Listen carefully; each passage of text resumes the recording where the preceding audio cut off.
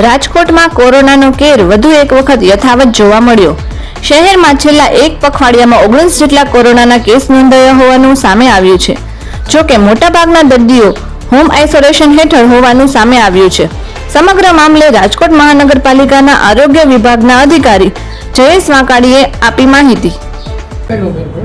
Okay role sir, કોરોનાને લઈને થોડી ચિંતાઓ વધી છે, કેસ સતત વધી રહ્યા છે. હાલ કેટલા છે? છેલ્લા 24 કલાકમાં નવા કેટલા છે? રાજકોટ મહાનગરપાલિકાની આરોગ્ય શાખા દ્વારા ખાસ કરીને કોવિડની પ્રાઇવેટ ઉપરાંત ગવર્મેન્ટ હોસ્પિટલમાંથી ડિટેલ જે છે એ મેળવીને જર્મીસ પોર્ટલ ઉપર જે છે એ એડ કરવામાં આવે છે. આ ઉપરાંત પ્રાઇવેટ લેબોરેટરીઝ અને ગવર્મેન્ટ લેબોરેટરીઝ પણ આપણને રિપોર્ટિંગ કરતી હોય છે.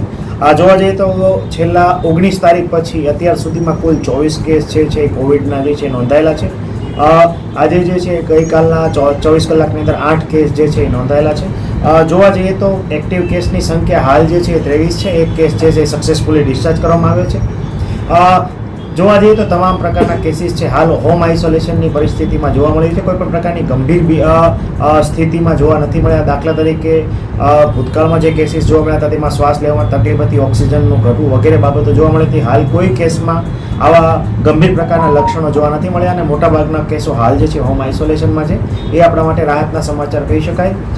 પરંતુ હા, હાલ જે છે કોમ્યુનિટી ટ્રાન્સમિશન છે કોવિડમાં જોવા મળી રહ્યું છે ને કેસની સંખ્યા વધી રહી છે. પ્રાઇવેટ ઉપરાંત ગવર્મેન્ટ લેબોરેટરીમાંથી પણ આપણને કેસ છે એ માહિતી મળી રહી છે. આરોગ્ય શાખાની કામગીરીને લગત ખાસ કરીને કોઈ પણ કેસ આવે એટલે આરોગ્ય શાખા દ્વારા જે તે આરોગ્ય કેન્દ્રના સ્ટાફ દ્વારા છે દરેક કેસનું કોન્ટેક્ટ ટ્રેસિંગ કરવામાં આવે છે, ગૃહ મુલાકાત કરવામાં આવે છે. 7 દિવસ સુધી ગૃહ મુલાકાત દરમિયાન દર્દી છે એની ખાસ કરીને સ્થિતિ બાબતે સુપરવિઝન અને મોનિટરિંગ કરવામાં આવે છે. એ પણ ડેઇલી ધોરણે જે છે એ કરવામાં આવે છે. આ ઉપરાંત દરેક પોઝિટિવ કેસનું કોન્ટેક્ટ ટ્રેસિંગ એમાં પણ ખાસ કરીને હાઈ રિસ્ક અને લો રિસ્ક કોન્ટેક્ટ જે છે એ શોધવામાં આવે છે. એમાં પણ જો કોઈને સિમ્ટમ જણાય તો તાત્કાલિક જે છે સિમ્ટમ મુજબ ટ્રીટમેન્ટ જે છે આપવામાં આવે છે અને ગંભીર પ્રકારના જો લક્ષણો થાય તો તાત્કાલિક હોસ્પિટલ જવા માટેની સૂચના અને સમજણ પણ જે તે દર્દીને આપવામાં આવે છે. હાલ આપણે રાહતના સમાચાર એ કહી શકાય કે કોઈ પણ ગંભીર પ્રકારના કેસીસ છે નોંધાયેલા નથી, પરંતુ માઇલ્ડ પ્રકારની સિમ્ટમ્સવાળા એટલે કે સિઝનલ ફ્લૂ લાઇક સિમ્ટમ જે છે એવા જ તમામ પ્રકારના દર્દી છે એ નોંધાઈ રહ્યા છે. હાલ ગભરાવાની જરૂર નથી, પરંતુ સાવચેતીની 100% જરૂરિયાત છે. કોઈ પણ શરદી, ઉધરસ અને તાવ કોઈ પણ વ્યક્તિને જણાય તો તાત્કાલિક નજીકના આરોગ્ય કેન્દ્ર પરથી દવા મેળવવાનો આગ્રહ રાખવો જોઈએ. આ ઉપરાંત દાખલા તરીકે કોઈની તબિયત શરદી, ઉધરસ, તાવમાંથી શ્વાસ લેવામાં તકલીફ પડે, તાવ ઉતરતા ના હોય, આ ઉપરાંત અન્ય કોઈ પણ લક્ષણો જણાય જેમાં ઓક્સિજન ઘટવું વગેરે કોઈ પણ બાબતો જણાય તો તાત્કાલિક સિવિલ હોસ્પિટલ, આરોગ્ય કેન્દ્ર કે પ્રાઇવેટ હોસ્પિટલનો સંપર્ક કરવો ખૂબ જ હિતાવહ છે. કોઈ પણ શરદી ઉધરસના દર્દીએ બહાર મેડિકલ સ્ટોરમાંથી દવા લેવાને બદલે કોઈ પણ તજજ્ઞ કે ડૉક્ટર કે તબીબ પાસે જઈને દવા લેવાનો આગ્રહ રાખવો જોઈએ.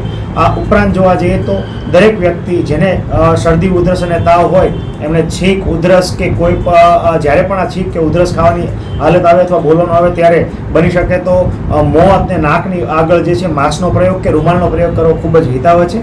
આ ઉપરાંત દરેક વ્યક્તિ હાલ જે છે કન્જેસ્ટેડ એટલે કે ખૂબ જ ભીડવાળા વિસ્તારમાં જવાનું, જેને શરદી ઉધરસ હોય એમને ખાસ ટાળવું જોઈએ જેથી પોતાનો ચેપ જે છે અન્ય વ્યક્તિઓને ના ફેલાવી શકે. આ ઉપરાંત ખાસ કરીને વારંવાર હાથ ધોવાની પ્રેક્ટિસથી આપણે કોવિડ ઉપરાંત સામાન્ય સિઝનલ ફ્લૂને પણ આગળ વધતો અટકાવી શકીએ છીએ.